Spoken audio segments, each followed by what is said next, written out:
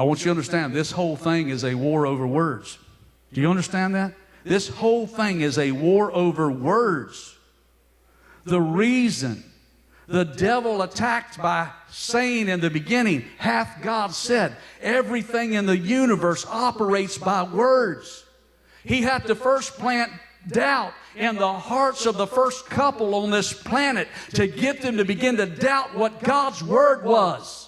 And the doubting of God's Word opened the door for sin and unbelief. And this is where we are today. It all started with not believing the Word. The battle is over the Word.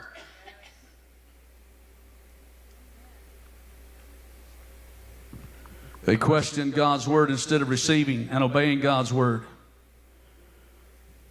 Are you hearing me? And then the devil tries to kill the Word made flesh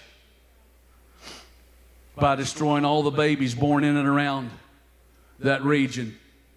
He was trying to take out the Word so the Word would not be fulfilled, thus making the Word of none effect, and all of humanity would have been lost forever. But he failed. But he failed. Somebody needs to hear this today. He killed them all but one. I want you to keep that in mind. I want you to keep that in mind. I'm telling you that you're going to understand. I want you to say one. Come on, say one.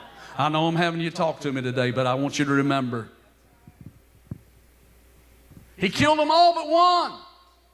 Because an angel comes in the middle of the night before the soldiers visit each house, killing every child 2 years old and under. And he says, take the child and flee into Egypt. Warned them in a dream. He exits the location. The devil fails.